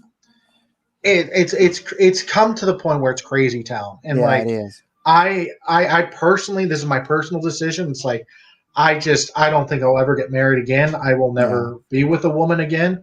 That's kind of my mindset. Yeah. And there's a lot of men, nowadays, men going their own way. There's this huge philosophy, way of thinking, and I guess I would be put under that. But a lot of these men are. Very secular, and they don't mind, doing their one night stands or whatnot, doing that stuff. And it's like, I don't want that life. That's never been my life. I don't want that life. I just, my concern right now is getting as much custody as my kids as I possibly can. raising my boys to be, men, and I'm going to, I will teach them how to treat both men and women, how to treat other people. Yeah. Yes, sir. And I'm going to have to teach them how to be watchful in this new era of feminism, in this new era of our society. And it's, now we're going in a big rabbit hole about how, how relationships are going to be in the future. Yeah. I'm not very optimistic. Yeah. Unless there's a revival or a reformation going on in the church to where, our society turns to Christ. Yep. Other than that, I don't see our society is going to get real bad real quick with all this polyamory that's going on. All, every girl under the age of 30 is bisexual now. It's it's coming to crazy town. Well, that's the days of Noah. As I've been viewing, I've been paying attention to a lot of things, and I preached this already once before. I've been probably a couple of times already. As the days of Noah, it's getting worse. It's getting worse every day. And as I was talking about in the Bible, husbands and wives would stay together as well. What they were supposed to be, man of the household. And the wife submit unto the husband, which not to treat them as slaves, but treat them and honor them. And the husband to love his wife as Christ loved the Christ church. Loved church. Who sacrificed himself for the church. Exactly. Yeah. But women always want to forget that part of that. Exactly. And I preach that all the time. Say, husbands, love your wives as Christ loved the church. But then I was looking at it, wives, love your husband, submit unto your husband, because that's the way Adam and Eve. That's the way it's supposed to be. Of course, it's part of the curse of Adam and Eve. Of course, it's part of what happened. And but the fact is, and the children to submit unto the parents, unto mom and dad, But the thing is, sadly, it's turning around. It's just going topsy-turvy towns, like he's talking about. It's just wives, just people of the world telling them, "Hey, just go on, be yourself. Come on, you can be independent. Take kids. You don't need the husband. You don't need. Yeah, he helped you create the kid, but you don't need him. Yeah. But then right now in America, 25% of our children right now are growing up in single-parent homes. Yeah. That is the largest percentage of any country in the world. Yeah, it is. And I never asked to have to raise my kids by myself. I never asked for that. No, I was never really asking for that. Yeah. I wanted me and my ex-wife to stay together and raise a family and be that, biblical family that I was trying to be. But, sadly, I realized in the long run, it was never really Christ-centered. It was really never Christ-centered. I was a problem and she was a problem. We just did. It's like putting gasoline and matches together, as you call it. Yeah. And it was destructive to the kids. And after a while, and that's where that's where it put me to a position as a father. Going back to what I said, at my lowest point. And because she started saying things and rumors and whatever else was said, and whatever truth. And I got a whole folder of legal and even communication of proof. Yeah. But you should see my binder. Yeah. You don't have more than me because you have more years going through this, I think. I have. I have a backpack full, and that was just the stuff I was taking to my last court case. That's not everything. That was just my evidence going to my next court case. I got four files. I got 4 files here. Four big folders, like that thick. Yeah. And that's a long thing. Only like one of them is like this thick with legal files. Another one about that thick with, communication. I mean, right. But the thing is, moms and dads and everything else, why fathers are pushed to suicide, to suicidal thoughts and everything else is because I'm a firm believer that moms and dads and all of us is just, we've kind of left the biblical order of what we needed to be. And the world and the government, as corrupted as already is, it's become more corrupt. Right. And said, hey, you can go do this, do that, do whatever you like. And now we're full. They're trying to do away with gender roles. And I saw that. Right. Yeah, I done a Christ-centered fellowship segment on that actually. Right. And that's the crux of the whole problem. Yeah. What's going on here is they're doing away. They want to do completely with gender roles, and they want to say, "Oh, that is all society." Yeah. And we're finding out it's not. Women are naturally hypergamous, which means that they desire a man who has status. And back in the day, it was a man who was able to provide, or physically strong, like the alpha male, or whatever how you want to talk about it, or a man who was wealthy or had very, very high status. And so you see women today. Women today would rather sleep with a guy who lives with his wife than lives with his parents. Why is that? Because if a man's able to take care of a family, he has a higher status than a guy who lives with his parents, at least in a woman's mind.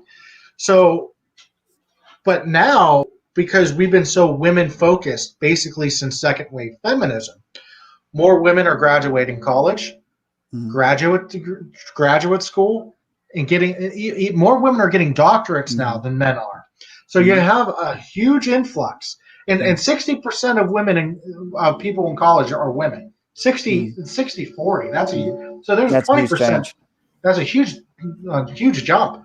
And so women are usually only attracted to guys who have the same level of education or higher, and make more money, make the same amount of money or more. So now you're having these very successful, very educated women into the dating pool, and they're not finding guys who are meeting those matches because, this guy makes money, but he's a plumber. He has no education. We don't want him. They don't want the status of dating a plumber, even though he makes money. So it's not always about making money. No. It's about the status. And so women are finding out that dating sucks, and they're unhappy because they were told to pursue their wants and their work until they're 30. By the time they reach 30, about 90% of their eggs are gone. That's a scientific fact. It is. And when they're over the age of 35, they reach high risk pregnancy. Yeah. So now when they reach 30, they're in a rush to find a husband, and they're not finding these husbands because though women are hypergamous, men, we tend to go for girls who are signs of beauty and fertility. We like younger women who are have signs of fertility that that our society has deemed pretty or beautiful. So these men who have higher status that are 35, 40 years old, some of them can actually go ahead and date a 25-year-old girl or a woman under the age of 30. They're not dating the women that are 30, 35 years old. So these guys who are high status, who want a family, who are you going to pick? The woman who's like 30, 33 years old, who's at the end, or 25-year-old girl who has 10 more years left of baby making time. That way, so they're able to seriously date and seriously, find out if they want to marry this woman or not. And then, but if they date a 30-year-old woman and they want all that stuff, well, the decision's got to be now. And then you can get yourself in a lot of trouble at that point because now you're rushing everything in a sense. And, and you're absolutely right because there's at least a couple of young couples I've actually counseled in that time frame within the time frame I've been preaching, and they come to me like 18 years old, maybe somebody 19, I don't know, something like that. Yeah. And this young man come to me, I'm so in love with this girl right here, I want to marry her and everything else, and get this, he didn't really have a great job. He was like I was back then in my early 20s. I'll just be honest. I was stupid. Okay. We all were. Yeah. Yeah. I didn't hit till 30. I didn't hit till 30. It's like, wait, what? What was I doing? Really? I should have. The church the church is encouraging all young people to get married young. And if you have the traditional values and want like a traditional family and all that stuff, you need to start telling men not to marry young and to work on themselves, get a job, or build a business, do something, build yourself up, work on your spiritual health, work on your mental health, work on all the stuff for you. You as a man, you can get married when you're over the age of 30. Exactly right. But their advice for women, they better get married by the age of 25. Exactly. And that's another discussion that neighbor and That's I not had too. and that's not sexism, because No, it's not sexism. No. If a woman wants a family like that and wants to be a stay-at-home mom and stuff like that, she does need to get married early. Yeah. But a man doesn't need to do that. He can wait until he's 30. He has all the an 80-year-old man can have kids. He doesn't have a clock. A woman has a clock. So and you're at that point, a man's going to be at his highest. These men talk about dating marketability. That hits a man at the age of like 35 to 40, and for a woman it's around the age of 25. So that's a better that could be a better pair because you're both at the highest point of your lives, and then you can start living the downhill part of your lives together, and you guys can grow in that sense. So you get kind of hit that rocking chair after a while, right? Right. And as I talk to these young couples, it's like, all right, let me give you a test. Do you love her? It's like, yes. All right. Do you love him? It's like, yes. All right. Well, are you willing to stay with him, be with him, and have his children and everything else, and never betray him the day of his life? Just be here and through sickness and health, and through the worst part of it and through the best part of life. It's like, that's where it stopped at. They kind of started pausing. It's like, okay, are you willing to, even if he loses his job, are you willing to be there? And women, if you listen to this, please don't think I'm bashing you. Please don't think he's bashing you. We're not bashing you. We love you. We appreciate you. We respect you because of good reason. You have great potential. And man, if you listen to this, especially in the replay, listen to the fact that these young couples needed to learn that to be able to prepare themselves and to not get themselves in that suicidal state, they needed to prevent that by actually making the right decisions and keeping from that place. Because you need to keep out of that place. And as I talked to them, I told them up front, it's like, y'all aren't ready. As country as I am, I said, y'all aren't ready. In the Western PA, we'd be saying, Yin's guys aren't ready. That's how we say it over in Western PA. Yin's guys better stop. Yin's guys take a break, and that's it. You guys I don't go know downtown. If I can pull that saying off. go downtown. Get a buggy, go shop. That's what Western PA people say. I don't know if I can pull that phrase off, by the way. No, I can't do it. Sorry, I can't do it. Yins aren't ready for this. Did you know that Pittsburgh was actually voted? I know this is completely off topic. But Pittsburgh was voted having the worst accent in America. And I'm like, worse than Boston? Come on. I worked at Ingalls, so I've heard a lot of accents before. I worked there for 6 years. I heard a lot of accents, so I know exactly where you come from on that point. So, it's a funny thing.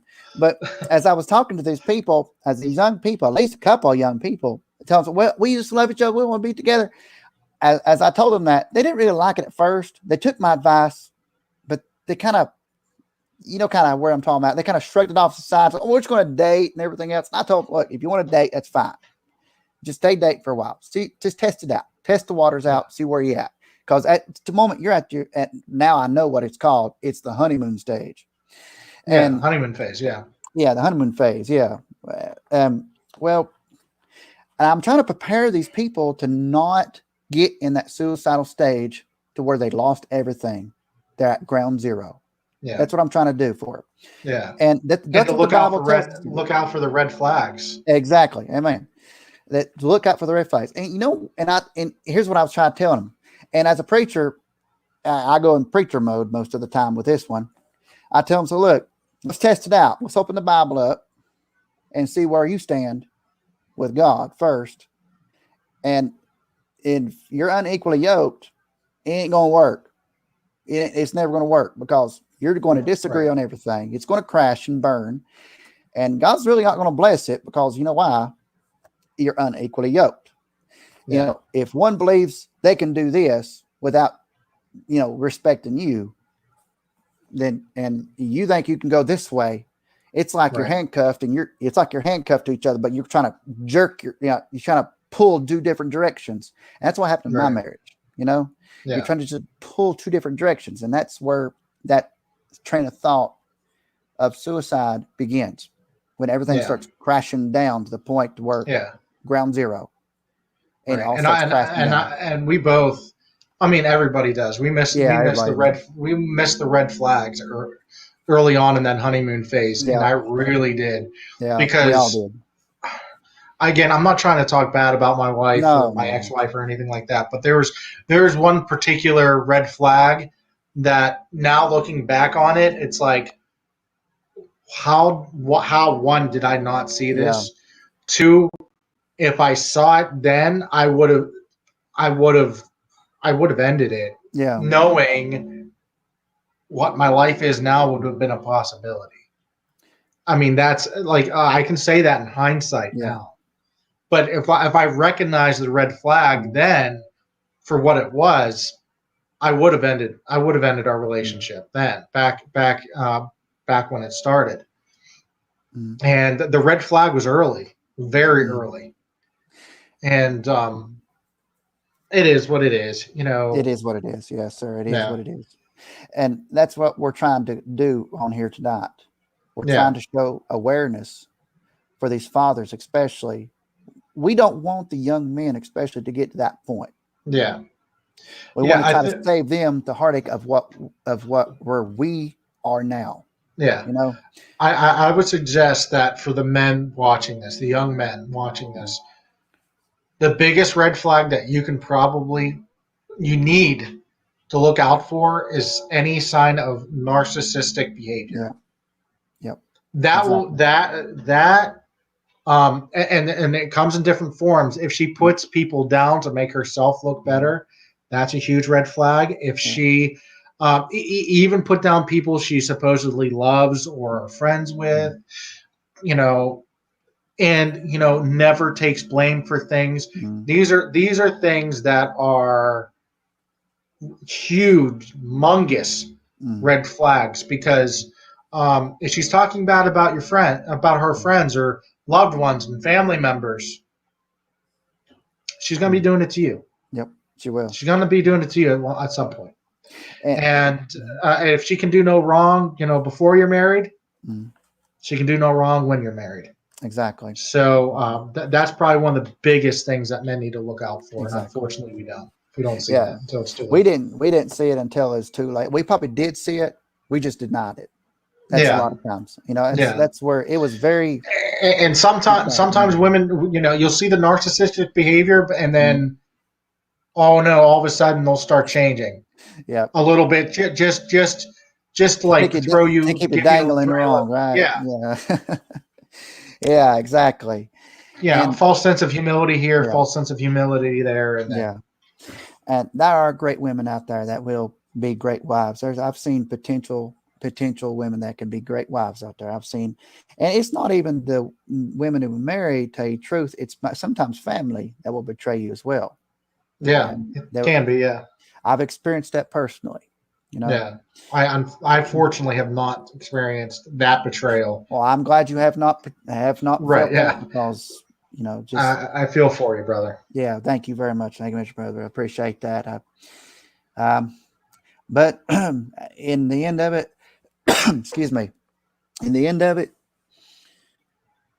man, we're trying to give you good advice to get you to keep you out of that suicidal state, keep you out of that red flag, keep you out of that place to where you'll be attacked and everything taken away from you.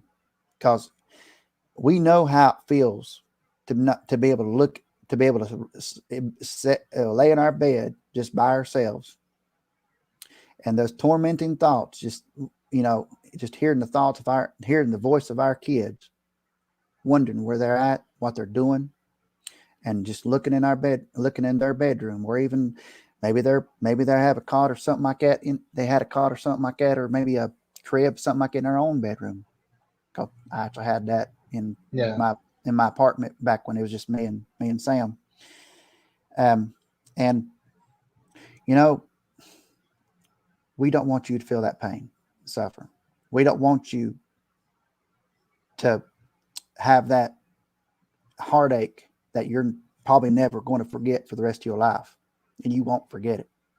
You will not forget it. You will have that vivid memory of what it was like. And women, I pray that you come to that point where if you're listening, to listen to us men and don't ignore us, because we love you, we appreciate you. And anybody out there listening, we men have these emotions. We love our children. We want to be good husbands. We are not perfect by any means. The only perfect one is Jesus Christ. We are not perfect. We will mess up. I guarantee you 100%.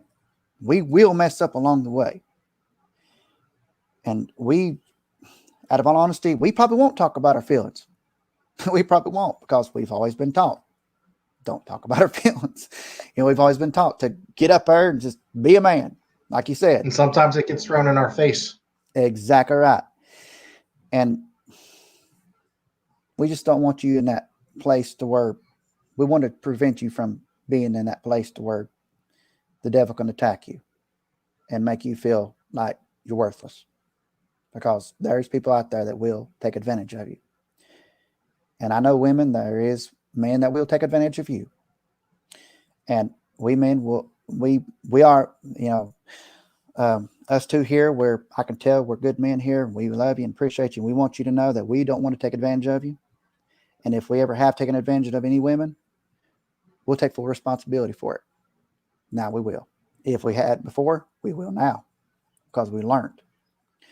Because I know I've learned, and I will admit I have taken advantage of women before, but I've taken full responsibility for it afterwards. Plus, trust me, I've got my consequences after that. I got paid for it. I did. I paid for it in the long run. And I've never done it again. I will never do it ever again, because I know what it feels like to be treated the same way on the opposite sex. So man, I'm going to offer you one thing. I'm going to go ahead and stop it right here, because I know it's probably close to 2 hours. I appreciate you. I appreciate you coming on. And brother, I hope you come back on and speak about this, about these things, not just about suicide, but about other fathers' rights, because I've really enjoyed myself. And man, I want to offer you something, because I want to tell you something. Suicide is real. Fathers do suffer in a mental state, in a spiritual state, in even a physical state. Suicide is real. The devil is attacking, and he's on a rampage, is what I'd like to call. And he's after you. He's after your children. He's after your family, and he's trying to encourage suicide. And people are trying to. The world's encouraging suicide. The government's trying to push that women can go out and do this, or men aren't this or that. But I'm going to offer a solution to you. I believe, brother, you probably agree with me. There is hope. There's light at the end of the tunnel. Those that are suffering right now, that are probably laying in bed, probably, and suffering and wondering what to do, and there's no hope. And Jesus is that solution. He is that very solution. He's that eternal hope, and he can give you that hope, and he can lift you out of that mess and get you out there and get you at the end of that tunnel to where you think there's no hope. He's our hope. He can help you. And I will encourage you, share your experiences. Share your experiences with people. Open up. We may need to open up to everybody. We really do need to open up, because if we don't, it's about time we speak up. Because if we don't speak up, and we don't speak up about our experiences, maybe in the suicidal experiences as a father, especially, open up and lift your voice up, because the Lord is number one. He's the solution, and the world needs to hear from fathers that this is real, you know. So, but if you are at that point to where, and brother, you might actually agree with me, and I know we're getting tired, and I'm gonna go ahead and stop here. I know we're getting tired. I know you got a weekend with your kids coming up, so I won't hold you very long. There was a suicide hotline. If you are at that point, fathers especially, if you are at that point and you're listening to this, please call for help. Do not let these suicidal thoughts overwhelm you. You may have some terrible thoughts right now going through your head. You may be hopeless right now, but there is hope, and there is light at the end of the tunnel. There's a suicidal line right here. It's 1-800-273-8255. If you are at that point where you want to reach out to somebody, if they put you on hold, like I said, call on God. But because He's number one, He won't cut you off. and two, calling us. Send us a message, and go on the Father's Crisis YouTube channel. Go subscribe to his, and go with mine. You know, if you've really enjoyed this, and go on the website here, suicidepreventionlifeline.org. Because if you have any questions, if you have anything, go to him and ask. Go to Father's Crisis and ask him a few questions. I'm pretty sure he's more knowledgeable than I am. And people do that, and I've had plenty of fathers and even young children who unfortunately are in an abusive situation with their mother, and the family courts still don't seem to care. I've actually had long conversations with people like that, and other fathers who were at the brink essentially, and saying that just my TikToks were enough for them to reconsider. So I'm definitely open to messages. So amen. And so, in other words, if you want to reach out to Father's Crisis here, and if you want to reach out to me, you're welcome to do so. In fact, you know, I'd like to be able to get a direct line to you if possible. You know, you can go to my website. You can go to my email, and you know, and of course, you know my TikTok on the bottom here. You know it, and you can go to Father's Crisis TikTok over there on his profile, and on YouTube, and reach out for help. Is what I'm saying. Reach out for help. Don't wait till you get in that red zone. Is what I call it. Don't wait, because if you wait that long, you're going to be entertaining thoughts that you wish you never entertained. You'll be entertaining thoughts and probably even actions that you will regret, most likely. And you have a fulfilled life that you and your kids really need. Really are. Fathers are important. I think you and I both agree. Fathers are highly important. We need to keep this going. And brother, I pray that you come on back to the live stream. I mean, sometime when you feel more comfortable and when you want to come on, just let me know. I want you back on. Yeah, I'll come back on. Yeah, no problem. Yeah. Just schedule another time. Get a hold of me afterwards and schedule another time. And of course, if there's anybody out there that's not subscribed, make sure you like and share this if you've enjoyed this, and make sure you subscribe. As always, if you're not subscribed yet, and get future notifications, and Father's Crisis back on the live stream. Thank you very much, Father's Crisis. I appreciate your time. I appreciate what you've done. I appreciate you actually speaking up for fathers. I mean, I'm a long time listener, and I really appreciate you. And it's no problem. Thank you for the encouragement. Thank you. Thank you, and thank you for the encouragement as well. And I hope you and your kids have an enjoyable weekend. Me too. I really do. Yeah, just enjoy your time. And like I said, fathers, keep your heads up, because there is hope. So, all right, brother. Well, I'm gonna go ahead and end it right here, and I appreciate your time. So, you have a good night. You too. We'll see you. See you.